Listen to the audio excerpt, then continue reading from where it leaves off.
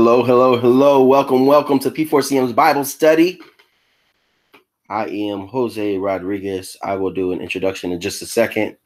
Let me pull this stuff up on my phone so I can see who's on. When you jump on, go ahead and comment where you're from, where you're watching from. Let us know who you are, where you're from, so I can say hello. I'm excited for this conversation today. We're going to continue the journey in spiritual gifts. And so, and we'll see how 2 p.m. does. I know 5 p.m. normally works decently. We'll see how many people jump on right now.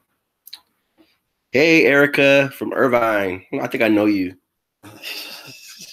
That is my fiance. She'll be on next week with me. We're going to tag team next week, and it's going to be awesome. So, hello. I'll give you just a couple of minutes to jump on live with me, and then I'll jump into the conversation. And if you don't jump on now, maybe you'll catch the replay, and hopefully it'll be a blessing to you. We are going to talk about spiritual gifts. Hello from Philadelphia. Thank you for joining. We're going to talk about spiritual gifts some more. Last week was really, really good. And I'm not just saying that because I did it. It was just really good. And I left the conversation last week feeling really encouraged about spiritual gifts. And so, all right, we got people jumping on. Hello, Albert, Jasmine. Hello from Washington State. Welcome. Yeah, so today we're going to continue the conversation. Hi from Ghana. Welcome. Thanks for joining me. We're going to continue the conversation on spiritual gifts. I want to go the route today of talking about the most important thing. And so if I have to title this anything, I would call this the most important thing. One of the dangerous parts about being gifted, and this is why the Apostle Paul had to write about gifts and things like that. But one of the dangerous parts about being gifted, hey, Jasmine, I'm glad you're this. That's awesome. Hopefully that what I'm saying lines up with what they're saying. Hello from Dallas, Texas. So one of the dangerous parts about being gifted is sometimes when you are really gifted, you can also become really competitive. You can become really prideful, really haughty and arrogant. Because I'm gifted, sometimes it makes me feel like my gift matters more than your gift. And I just got news that all gifts matter. Okay, so all gifts matter. And so no matter what your spiritual gift is, every gift that God has placed on the inside of you matters. And God wants to use every gift for his glory and for you to live out your God-given purpose. And so just want you to know, first and foremost, that as we talk today about the most important thing, we are not talking about measuring gifts. And I hear this a lot, especially in prophetic circles, if you will, because you'll find that certain people tend to think that they have it more than other people. And the reality is this, man, we didn't do anything to deserve these gifts. God graciously gave us gifts. And the gifts come without repentance. So when God birthed you in the earth, he gave you a gift and he did not change his mind about your gift. He never went back and said, nope, just kidding. Nope, you're being rebellious. Nope, you're not doing what you're supposed to do. So I'm going to renege on my gift and I'm going to take it back. He never did any of that. God was so gracious in his giving that he is not an Indian giver. He didn't say, I'm going to give it and take it right back. He literally just said, I'm going to give it. And no matter what, you have the gift. And so understanding that is really important because it keeps me from becoming prideful. It keeps me from being haughty or arrogant because I know I did nothing to deserve the gifts that God gave me. God graciously gave gifts, and I have to then respond with being a good steward of my gift and remaining humble while God tends to use my gift. And so we're going to talk a little bit today about the most important thing. We left off last week in Corinthians chapter 12. If you look at the book of Corinthians, you'll find somewhere around the 12, 13, and 14, and I think a little bit into 15. you see a lot of conversation about spiritual gifts because the Corinthians church was such a gifted church. These people, I like to say that they remind me a lot of this generation. I think I said this last week. We're looking, and this was the same thing with the church. And this is why the Apostle Paul had to write how he wrote to the book of Corinthians. If you ever want to do just a cool Bible study on your own, I would tell you, because you know, hopefully you've done your due diligence. But the Bible was never wrote in chapters, books, and verses. It was actually wrote in letters and books and things like that. And so what I would tell you to do, if you really want to get the Apostle Paul's heart for the church of Corinthians, go through and read Corinthians and just do the first letter. Do First Corinthians from chapter 1 all the way to the end in one setting. So go sit down and read it from beginning to end. And I would tell you this, don't read it looking for revelation, and don't read it looking for, God, what are you speaking to me?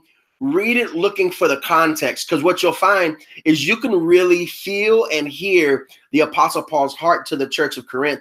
And you'll see that what I'm saying is actually true. And if you do history, you can tell that the Corinthians church was an extremely gifted church. So with gifts, I tell you last week, come a lot of mess. It comes perversion, comes rebellion, comes a lot of stuff. And the generation that we're looking at right now that we live in is an extremely gifted generation. We're wise beyond our years.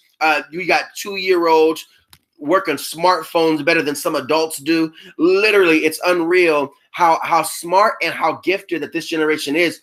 But we also, because we don't know how to steward gifts well, we become the most prideful, arrogant, haughty, rebellious, perverse generation that we've ever seen up to this point. And I'm not shaming this generation.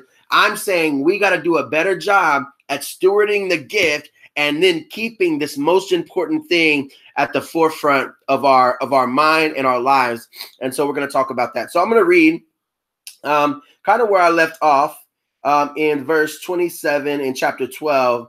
And then we're going to go into chapter 13. It says, all you together are Christ's body, and each of you is a part of it. Here are some parts God has appointed for the church. Now, what I'm about to list here is specifically for the church, the building of the church, the ecclesia, the local church, your local church. These are gifts that are needed in the local church. And I'm gonna go on a rabbit trail in just a second about that. It says, first are apostles, second are prophets, third are teachers, then those who do miracles, then those who have the gift of healing, those who can help others, and then those who have the gift of leadership, and then those who speak in unknown languages. Now, it says literally, these are the gifts for the church. The church is in need of all of these gifts in order for us to operate and function at the level that God has called the local church to function at. And so what we find often is that we have a lot of churches with missing links in their makeup inside their church. And they don't know how to train, develop, use, and platform certain gifts so they can get the best result out of what God is doing in their local church. So apostles, prophets, teachers, those who do miracles, gift of healing, those who can help others, the gift of leadership, and those who speak in unknown tongues. And then it says this, are we all apostles? Are we all prophets? Are we all teachers? Do we all have the power to do miracles? Do we all have the gift of healing? Do we all have the ability to speak in unknown languages? Do we all have the ability to interpret unknown languages? Of course not. No, here's what he said. You should earnestly desire the most helpful gifts. You must earnestly desire the most helpful gifts. Now, I want to say this. One of the identity crises that I see in the church worldwide is that we, especially our generation, because we feel like if we're not going viral, if we're not on the platform, if we don't have the notoriety, then our gifts may not be as important or may not be used as well as the next person. And so one of the identity crises we see is we see people with different gifts that should be functioning outside of the church. You should be an entrepreneur outside of the church. You should serve. You could be literally a prophetic person in the governmental office making a huge impact outside of the local church.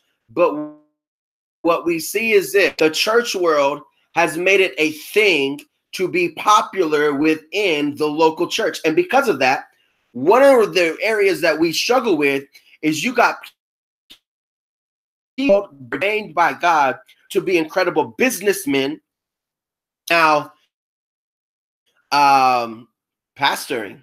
They're doing something bad by pastoring. I think John Bevere writes this in one of his books, Driven by Eternity, and he said one of his fears and he says, God, but I reached all of these people for you. And God says, yeah, but I called you to be a businessman, and miss the call. I think we run into that because what we've done is we've highlighted gifts, certain gifts over other gifts, and then we've not developed and created opportunities for other gifts to be a part. And so there are people that are not in the church, that are in the business world, that need to be in the church. And then there are people that are in the church that really need to go start that business, or really need to go serve in the office, or really need to go work a 9 to 5, because that's where their gifts are going to be best used at. We have done ourselves and the world a disservice by only looking at the gifts in local church. And so I want to put that there so you can really kind of chew on that and ask yourself, are you called to the local church, or could you make more of an impact? Is there more of a God call on your life to not just in the walls, but outside of the walls? For an example, I am a pastor. I've been pastoring for 6 years. I have for sure a call to the local church, but not just the local church. I am also called to, and so part of what I did was started a nonprofit. It's a faith-based nonprofit that gives me access to school campuses, secular way, teaching success principles, because I find that my gifts work well, not just but in the world. And when I'm in the world, the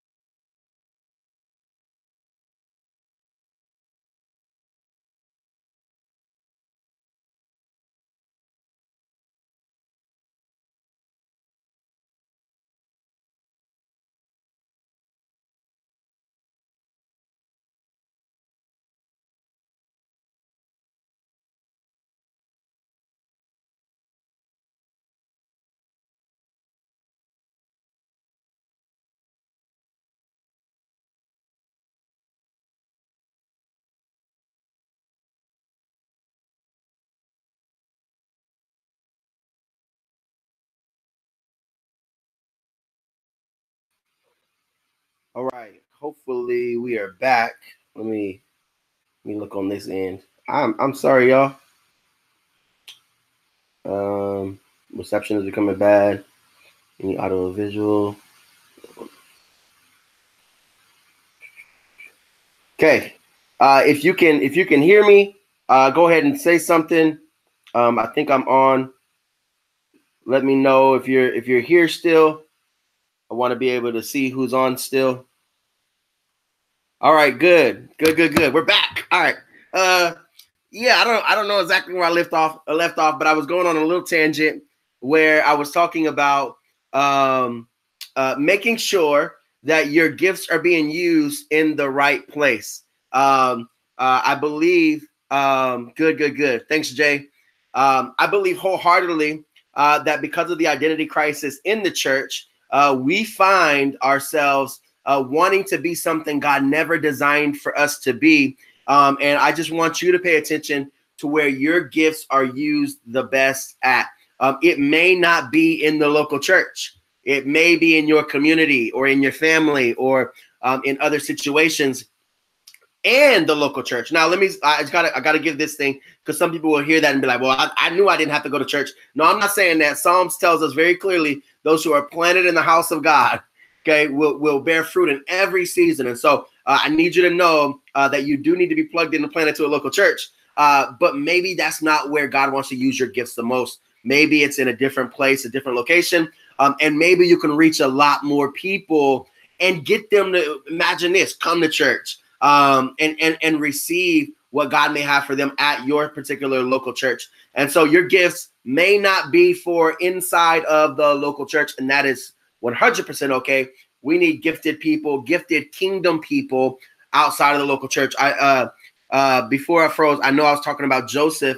He's a great example of what we see of a kingdom man being used in a secular place or secular location. And he was being authentically himself, interpreting dreams, using spiritual gifts, but was rising to the top in leadership in secular places where he was able to actually help out thousands and thousands of people by being fully him in a secular world. And so your gift may not be for the church. Now I'm going to say this. We're gonna go to the next chapter, to the love chapter, 1 Corinthians chapter 13.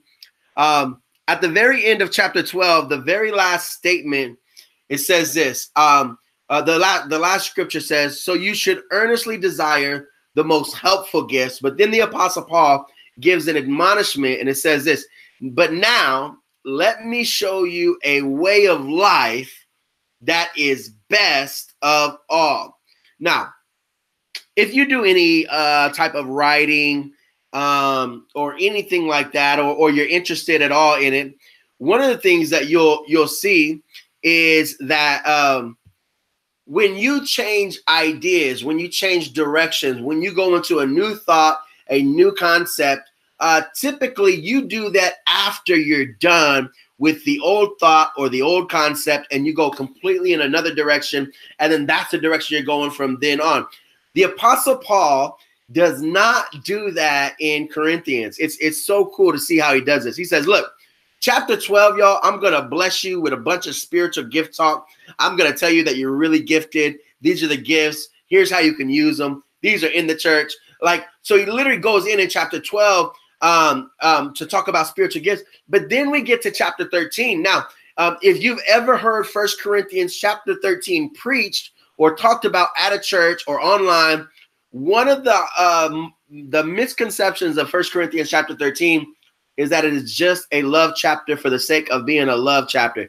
Do you know that the Apostle Paul was not talking about relationships in this context? Now, he is in a way, and I'll explain that in a second.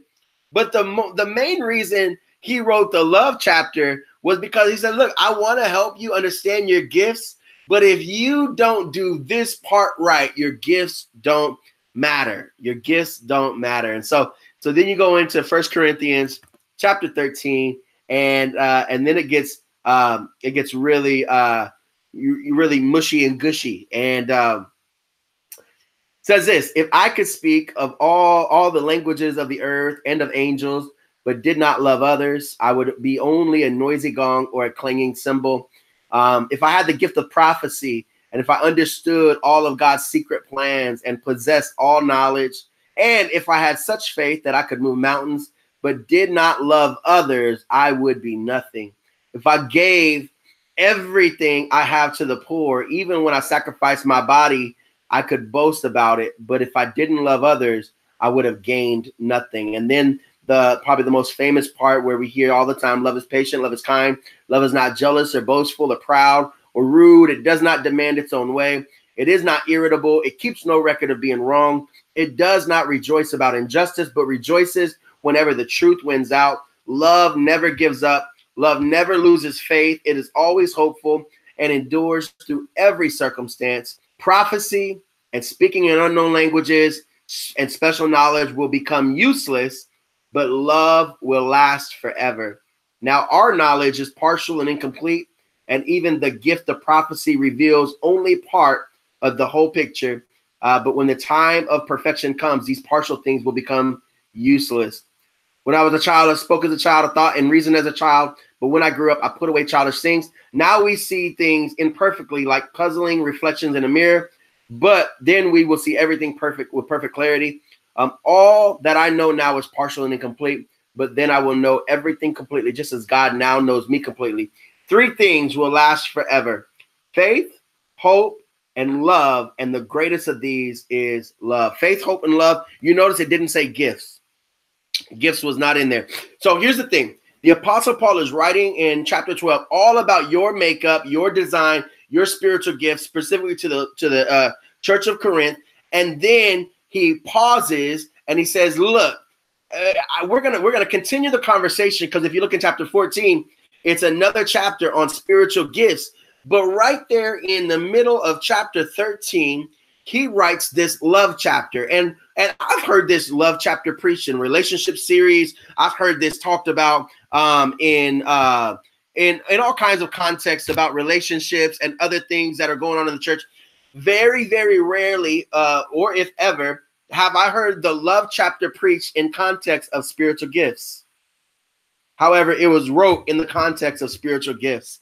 It was wrote with the mindset that the Apostle Paul in chapter 12 and chapter 14 is talking about spiritual gifts, but he says, let me teach you the absolute best way of life, and that only comes through you loving others. It's the only thing that does not fail. Your gifts will fail at some point. At some point you would get it wrong. If you have the gift of healing, the gift of prophecy, if you have those type of spiritual gifts, at some point you could be off, or you could miss it, or you could pray for somebody and they didn't get better. At some point, your gift may fail, but the one thing that's everlasting, that never fails, that will literally, people will remember you forever, not by what you did giftedly, but how you loved people. How do you love people? The good news is this, that no matter how gifted you are, or maybe you feel like you're on the opposite side of that spectrum where you don't feel as gifted. Maybe you're like, maybe I don't have as many gifts as other people. Well, the good news is that you don't have to. If you have love, you have the most important thing. And I don't mean having love like being loved. I mean you giving and showing love to everybody around you. And so he says, look, y'all, the gifts are amazing. But again, this is where he throws, the Apostle Paul's a genius, because he throws a little jab of correction in there. He says, yeah, let's talk about how amazing you are, how gifted you are, how uniquely designed you are, how much God is madly and wants to use you in the church, out of the church. And then he says, stop right here. But I know that y'all struggle with loving each other, because this competition thing of how gifted you are. And so now I'm going to teach you how to love each other. Don't keep no record of wrong. Love is patient. It's kind. So it literally gives all of this insight about the most important thing, which is really love. I'm going to tell on myself for a second, and then I'm going to open up for questions. And then next week, we're going to come back and we're going to talk about prophecy specifically and tongues in chapter 14. It spends a lot of time talking about those. And so if you're interested in either one of those conversations, then join me again next week. But I want to say this.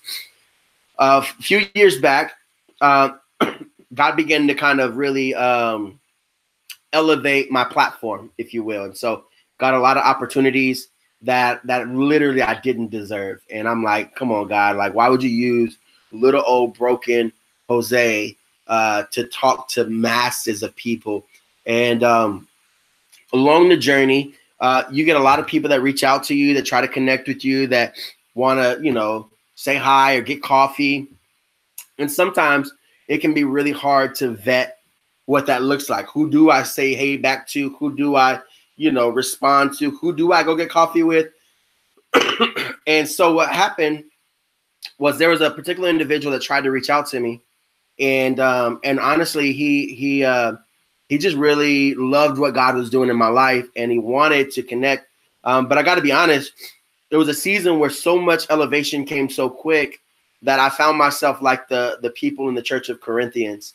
And what I found was that I actually was struggling with pride and with being arrogant and haughty. And so what ended up happening was somebody reached out to me. Is it freezing? Hey, mine over here is acting a little funny. Is it acting funny to you guys? This is weird.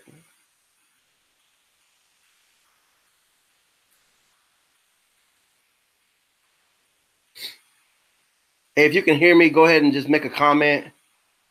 Or did it freeze up?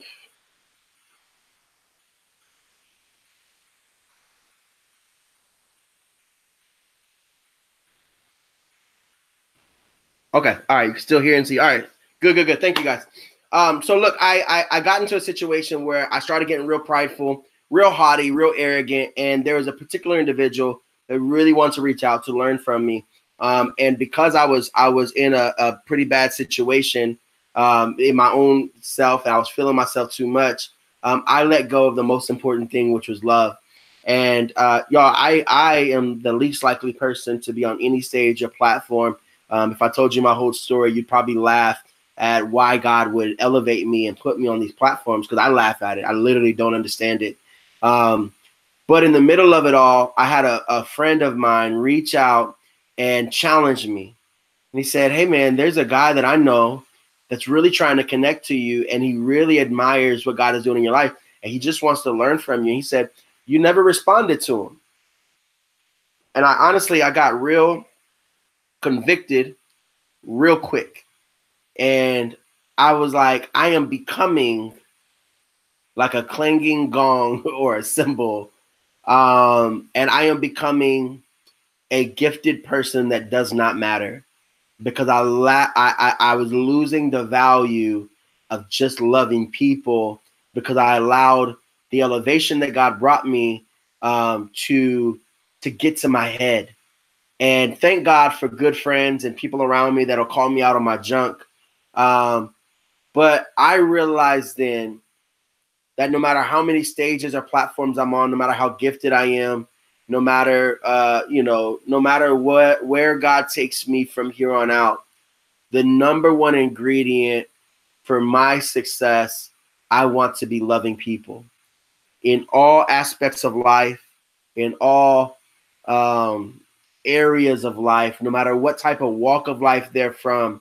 I want to be known as somebody who's approachable, as somebody who's touchable, as somebody that people can reach out to, and I'll respond. Now that's in context, because there, some people just get crazy, and that's a different story. But I mean, literally, I do not want to be one of those people that's highly gifted and not just spiritually gifted, naturally gifted, but I don't love people well.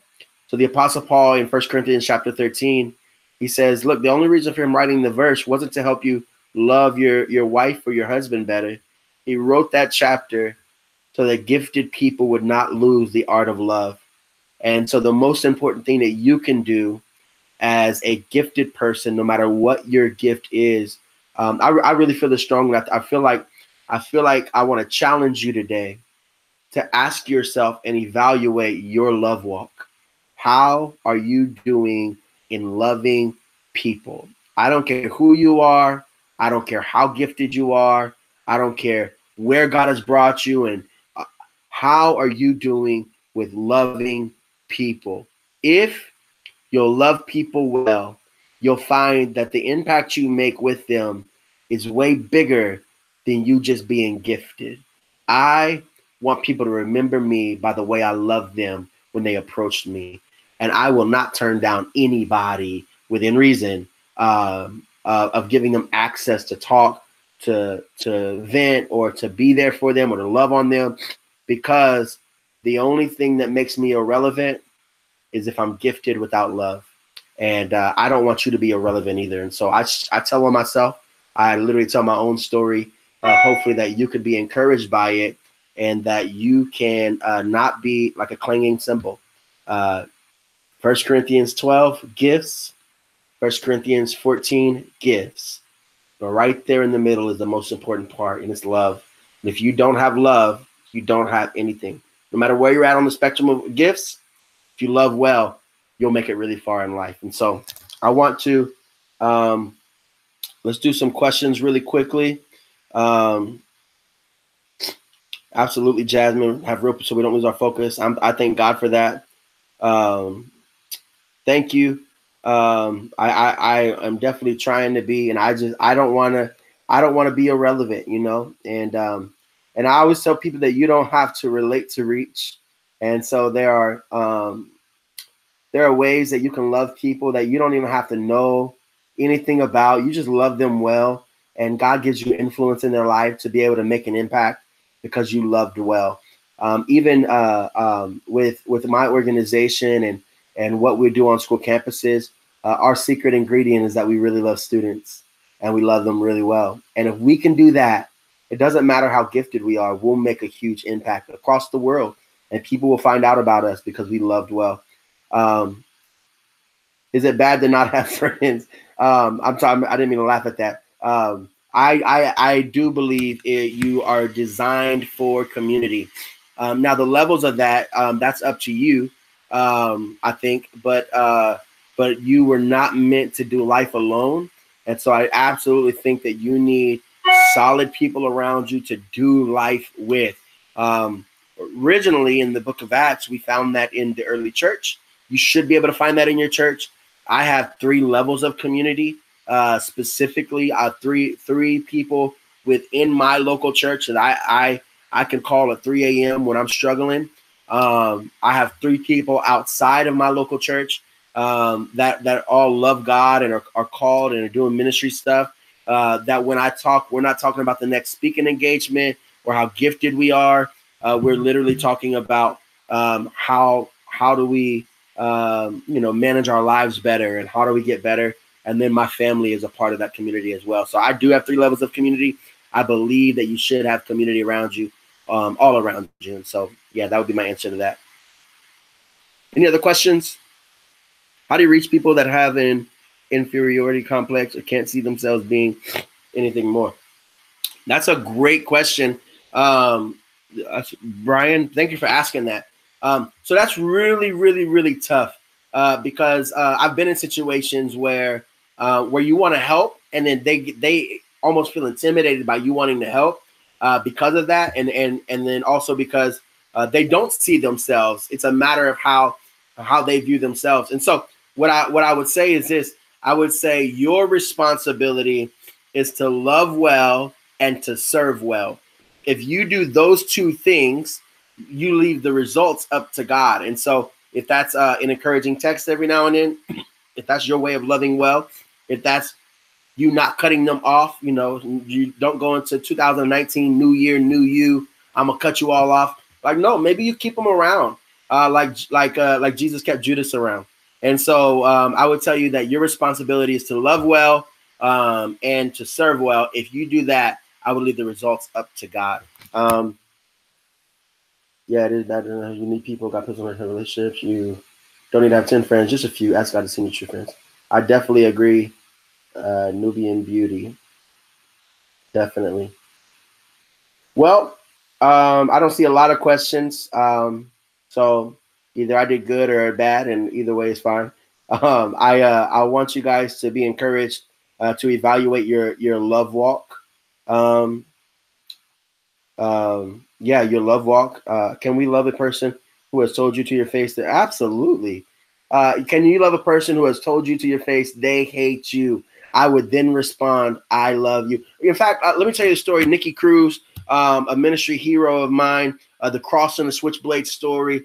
His story was that he was a gang member in New York, and a pastor moved to New York and started to evangelize to the gangs there, and they had a good relationship. And then one day, Nikki Cruz flipped on the dude, and he said, you know, leave or I'm going to cut you up into 150 pieces. So in other words, I hate you and I'm going to kill you. And the guy's response to Nikki Cruz is, you could cut me up into 150 pieces and every piece will scream, Jesus loves you and so do I. And the rest of the story is that Nikki Cruz got saved, and now he's a worldwide evangelist that's reaching people all across the world because love transcends hate. It definitely goes beyond it. And so I do believe they told you to your face, they hate you. I would set up another meeting and say, I love you. And I would counter that because they're going to expect you to become defensive. They're going to expect you to hate back. And you're just going to throw them off when you love well in the middle of hate. And so I definitely think that's the case. All right. I am going to get out of here. Thank you guys so much for hanging out with me today. Next week, we will be back on Thursday at 5. We won't reschedule it. Thursday at 5 o'clock. Join me, please. And let some friends know if this blessed you at all, talking about gifts and stuff. Get the word out. And y'all be on the lookout for P4CM's Rhetoric coming up this year. It's going to be amazing. There's also a women's event in LA March 2nd. So if you're a woman and you love P4CM and what they're doing, you should get to the event on March 2nd in LA. Even if that means you got to travel, it would be worth it. One of my good friends is going to be there, and she's amazing. And so you just want to make sure you get there. And lastly, you can go find me, follow me, all of that stuff. I have a youth conference, youth and young adult conference at the end of March and early April.